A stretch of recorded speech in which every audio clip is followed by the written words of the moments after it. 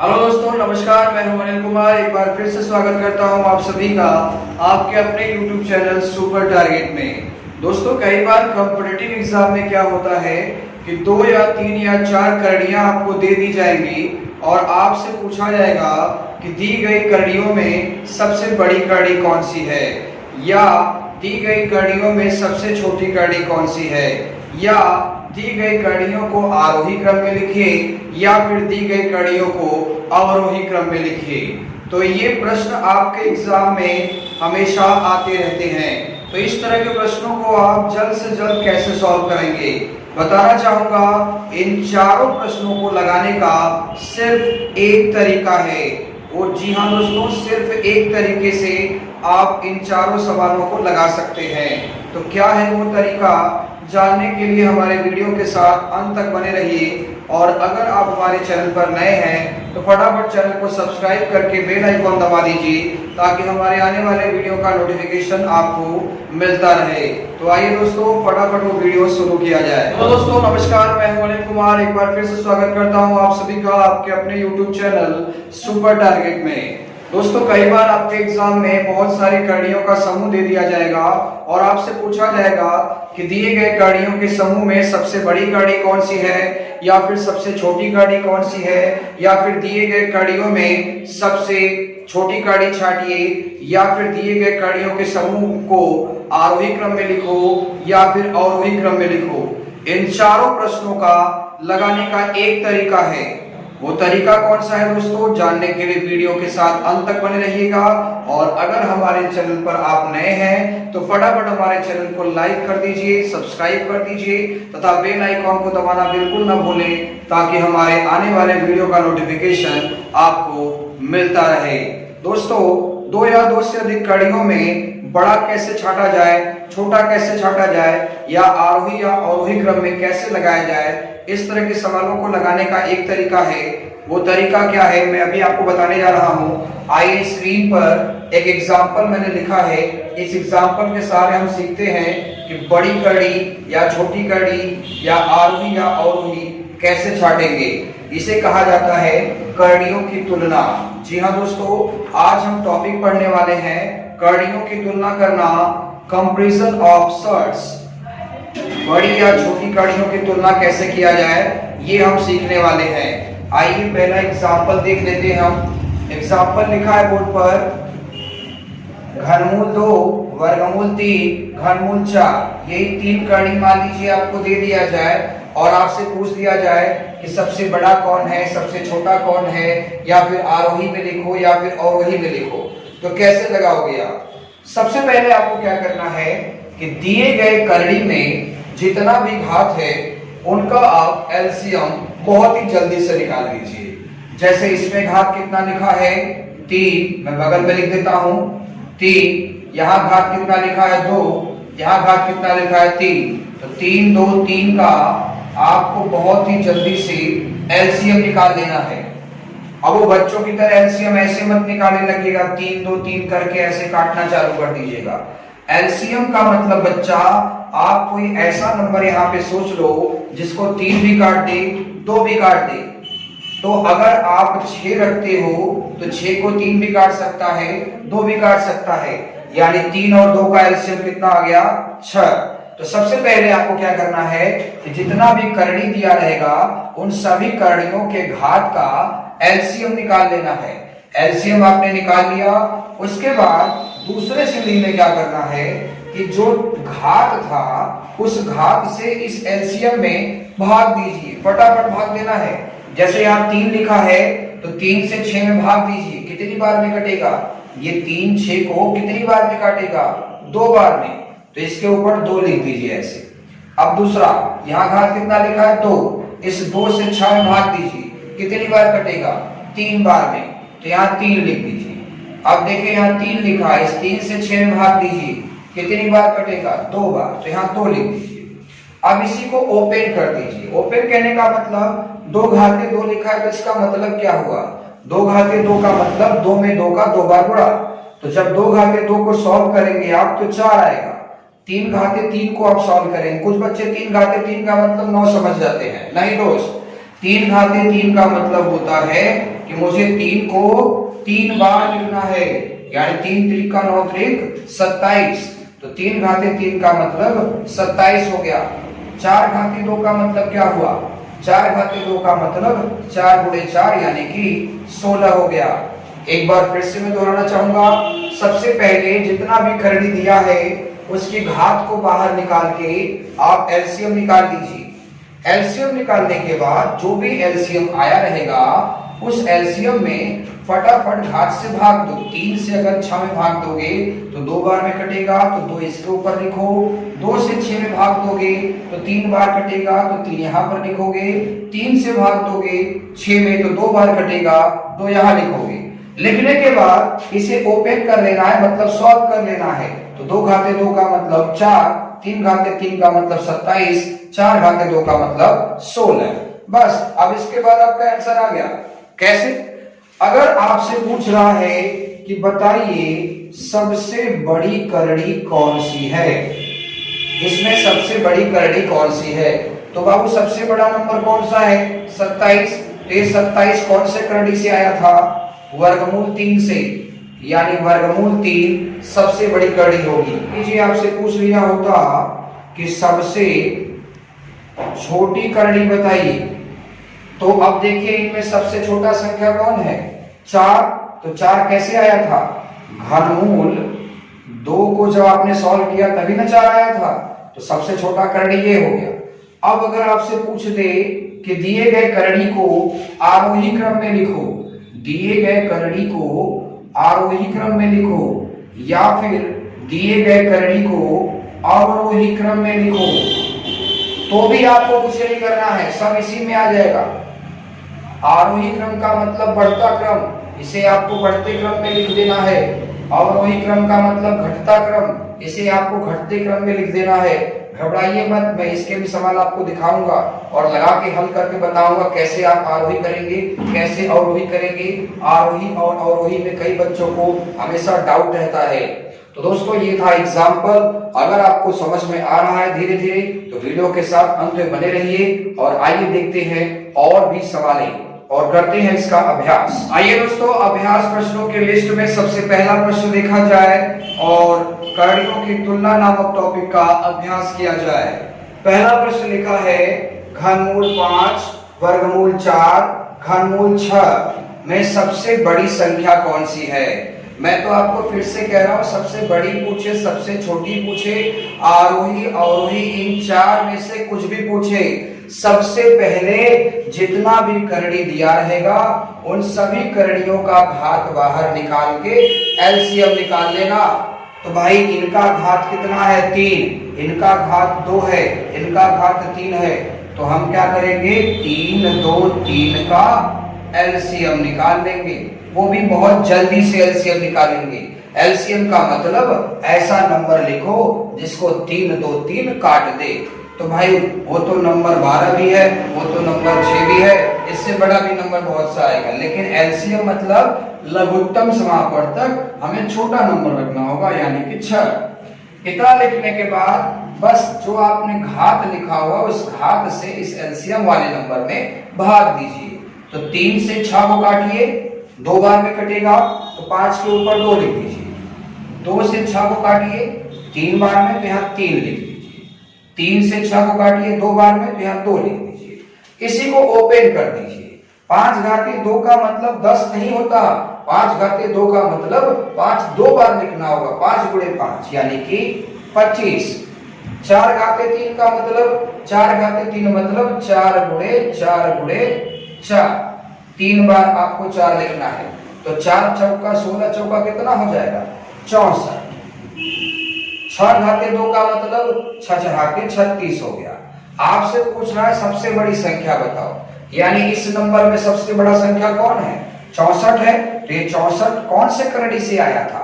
वर्गमूल 4 से, यानी आपका आंसर होगा वर्गमूल 4। दिए गए करड़ी में सबसे बड़ी करड़ी वर्गमूल 4 होगी। अगला प्रश्न, दूसरा प्रश्न है वर्गमूल 2 घनमूल 4 चतुर्थमूल 6 में सबसे छोटी संख्या बताइए। तो दोस्तों करड़ियों की तुलना नामक टॉपिक में जब भी बड़ा छोटा पूछे आप सबसे पहले घात का एलसीएम निकालेंगे। तो घात मतलब समझते होंगे आप, मैंने बताया था आपको कि ये करड़ी है तो यहाँ लिखा हुआ नंबर घात होगा। तो आप सबसे पहले घात को बाहर निकालिए। तो यहाँ 2 है, यहाँ 3 है, यहाँ 4, तो 2 3 4 का आप निकालेंगे एलसीएम। एलसीएम मतलब आप ऐसा कोई नंबर रखिए जिसको 2 भी काट दे, 3 भी काट दे और 4 भी काट दे। तो हमेशा पिछले सवाल में आपने 6 रखा हुआ था, तो 6 अगर यहाँ भी रख देंगे तो 6 को 2 काटेगा, 3 काटेगा, लेकिन 4 तो नहीं ना काट पाएगा। तो इसके लिए इसका एलसीएम कितना रखना होगा? 12। 12 को ये तीनों काट सकते हैं। चलिए अब पहला वाला घात कितना है? 2 है, तो 2 से 12 काटे कितनी बार में कटेगा? 6 बार में। तो यहाँ 6 रख दीजिए। अब 3 से 12 काटिए, 4 लिख लिया आपने। अब 4 से 12 काटिए, 3 लिख लिया आपने। अब सबसे छोटी पूछे चाहे सबसे बड़ी, आरोही पूछे चाहे अवरोही, इसको ओपन करिए। 2 घाते 6 का मतलब क्या हुआ? 2 घाते 6 का मतलब 2 कितनी बार लिखना है आपको? 6 बार लिखना है। तो 6 बार लिखने पर क्या आएगा? 2 दूना 4, दूना 8, दूना 16, दूना 32, दूना 64 आएगा। तो आपने 64 लिख लिया। अब 4 घाते 4 का मतलब 4 आपको कितनी बार लिखना है? 4 आपको 4 बार लिखना है। तो 4 चौका 16, 16 चौका 64, 64 चौका, भाई 64 चौका सबको तो पता नहीं होता। तो 4 चौका 16 के 6 और 6 चौका 24 से 25, यानी 4 का जब 4 बार गुणा करेंगे तो कितना आएगा? 256 आएगा। वैसे आपको पूरा लिखने की जरूरत भी नहीं है, आपको बस एक आइडिया लग जाना चाहिए कि बिल्कुल 4 का मैं 4 में गुणा करूंगा तो इस 64 से तो बड़ा ही आएगा। कितना आएगा मुझे अगर नहीं पता तो कम से कम इतना तो आइडिया लग जाएगा कि जब भी आएगा तो 64 वाले से बड़ा ही आएगा जी। 6 घाते 3, 6 घाते 3 तो सबको याद रहता है, 6 गुणे 6 गुणे 6, बिल्कुल आपको याद भी करवाया गया था। 216 आता है। आपसे पूछा गया सबसे छोटा करड़ी कौन सा है, तो सबसे छोटा नंबर कौन सा है? देख लीजिए आप, 64। तो ये 64 नंबर किससे आया था? वर्गमूल 2 से, यानी वर्गमूल 2 सबसे छोटा करड़ी होगा। आइए तीसरा प्रश्न देख लिया जाए। प्रश्न है वर्गमूल 2 छठा मूल 3, जी हाँ इसे छठा मूल कहते हैं, या फिर अंग्रेजी में आप कह सकते हैं 6√3 ऐसे पढ़ सकते हैं। घनमूल 4 चतुर्थ मूल 5 में सबसे बड़ा और सबसे छोटा करड़ी ज्ञात कीजिए। यानी आपसे इसमें दोनों पूछ लिया गया है, सबसे बड़ा करड़ी बताना है, सबसे छोटा करड़ी बताना है। तो कैसे लगाएंगे? सबसे पहले सभी घात को बाहर निकाल लीजिए। तो घात कौन कौन से हैं? 2 है, 6 है, 3 है, 4 है। तो 2 6 3 4 का एलसीएम निकालिए। कितना आएगा एलसीएम? 12 आएगा। मतलब ऐसा नंबर रखो जिसको ये सब काट दे।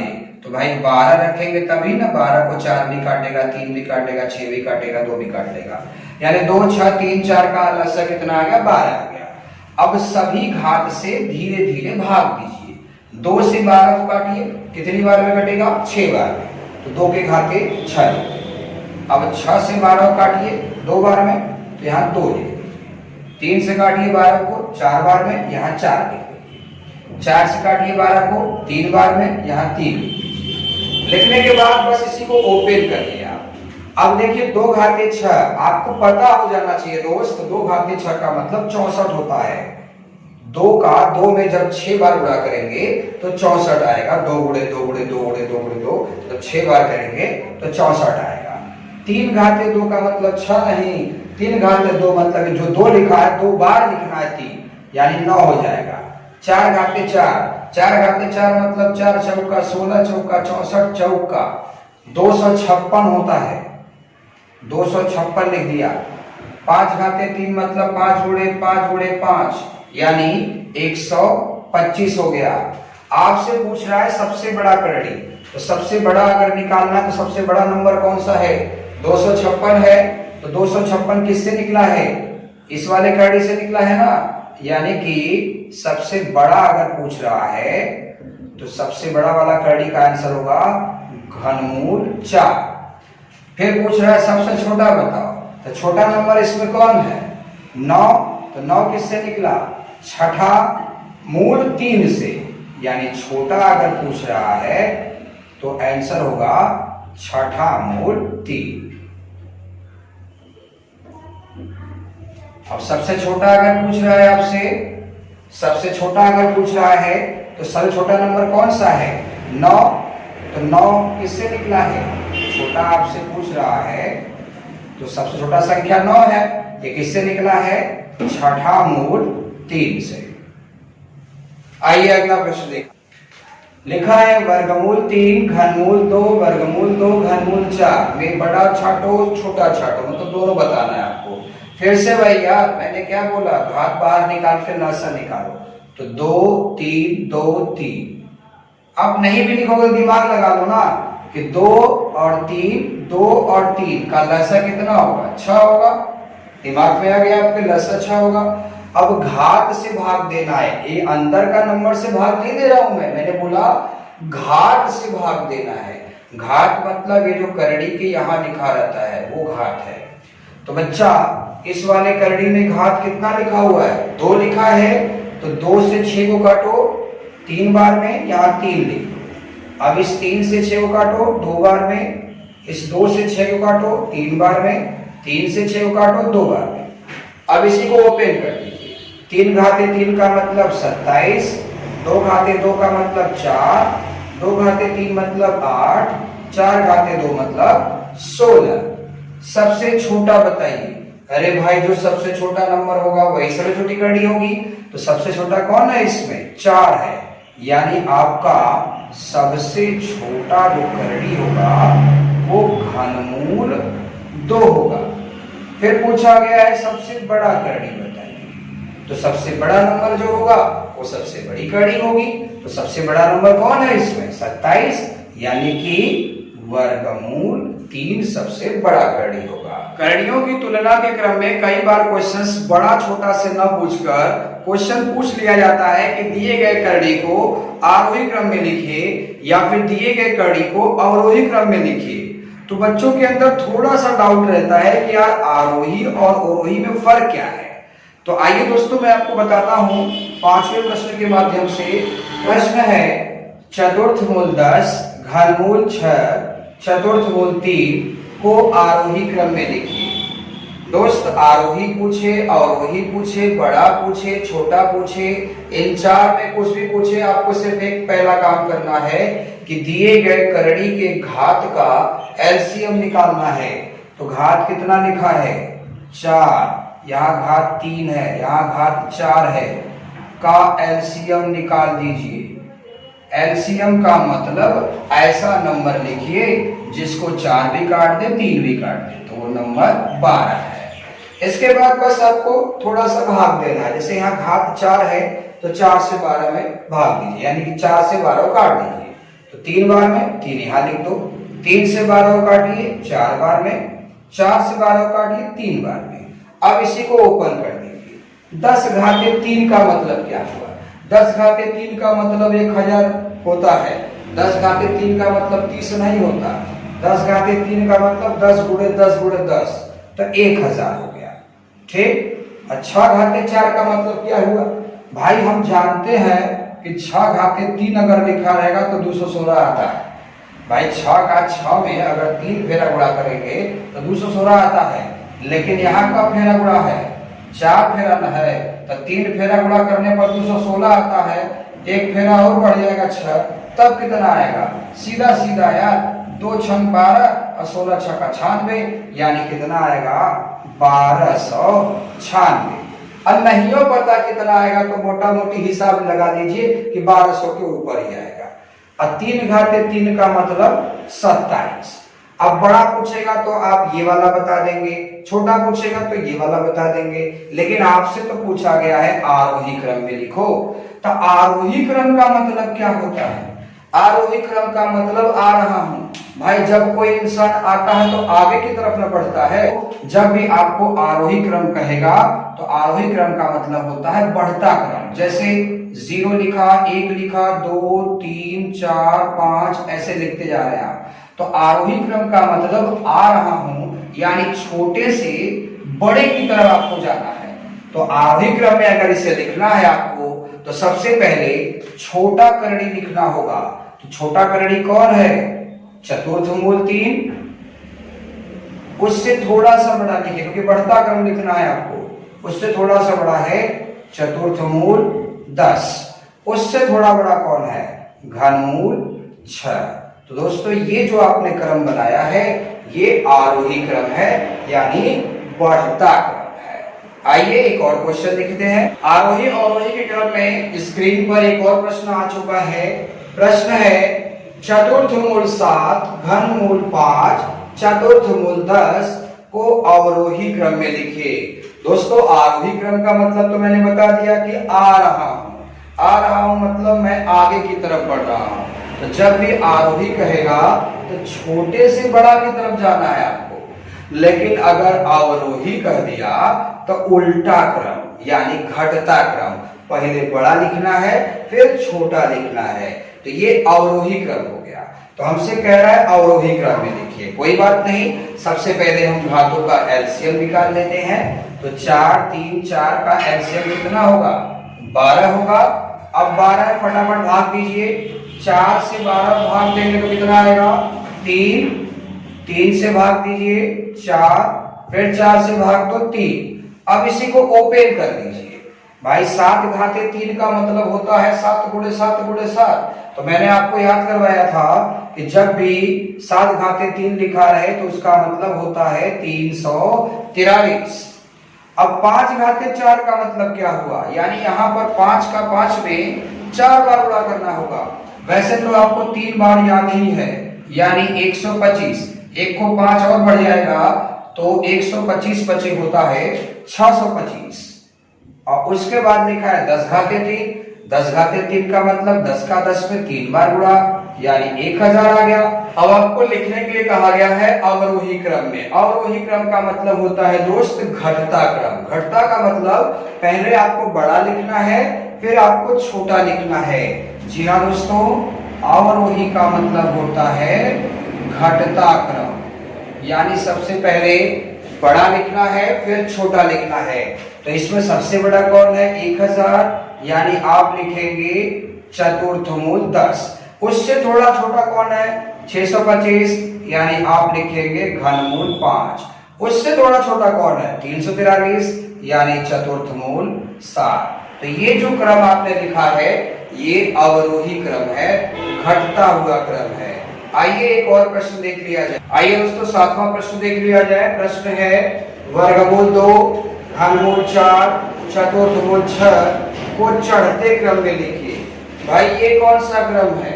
आरोही क्रम तो हम जानते हैं, अवरोही क्रम भी जानते हैं, लेकिन ये चढ़ता क्रम कौन सा हो गया? कई बार आपने सुना होगा देश के सैनिकों ने दुश्मनों पर चढ़ाई कर दिया। तो चढ़ना का मतलब आगे बढ़ना होता है। तो आगे बढ़ने वाला क्रम का नाम है आरोही क्रम। तो जब भी आपसे आरोही क्रम में पूछेगा आपको छोटा पहले लिखना है, उसके बाद बढ़ते जाना है बढ़ते जाना है। तो चलिए सबसे पहले सभी घात को बाहर निकालकर एलसीएम निकालिए। 2 3 4 का एलसीएम कितना आएगा? 12। अब इस 12 में घात से फटाफट भाग दीजिए। यहाँ 2 है, 2 से 12 को काटिए 6 बार में, 3 से 12 को काटिए 4 बार में, 4 से 12 को काटिए 3 बार में। अब इसी को ओपन करिए। 2 घाते 6 का मतलब 2 का 2 में 6 बार गुणा, यानी कितना हो जाएगा? 64। 4 का 4 में 4 बार गुणा करेंगे तो कितना आएगा? 256 आएगा।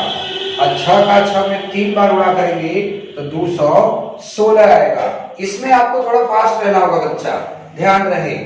चढ़ता क्रम का मतलब आरोही क्रम, आरोही क्रम का मतलब बढ़ता क्रम। बढ़ता क्रम का मतलब क्या हुआ? बढ़ता क्रम का मतलब हुआ कि पहले छोटा लिखिए फिर क्या करिए? बढ़ते जाइए। तो इसमें छोटा कौन है? 64 है, यानी पहले वर्गमूल 2 लिखूंगा। उससे थोड़ा सा बड़ा कौन है? 216, यानी मैं चतुर्थ मूल 6 लिखूंगा। उससे थोड़ा बड़ा कौन है? घनमूल 4। तो दोस्तों ये आपने इसे चढ़ते क्रम। आइए दोस्तों आज का 8वां और अंतिम प्रश्न देख लिया जाए। प्रश्न है घनमूल 4, चतुर्थ मूल 6, छठा मूल 15, 12वां मूल, जी हाँ ये 12वां मूल है 245 को आरोही क्रम में लिखे। आरोही क्रम मतलब बढ़ता क्रम में लिखे। तो उसके लिए सबसे पहले सभी करणियों की घात का हमें लसन निकालना होगा, वो भी जल्दी से। तो हम क्या करेंगे, 3, 4, 6, 12 का एलसीएम निकाल के लिख देंगे।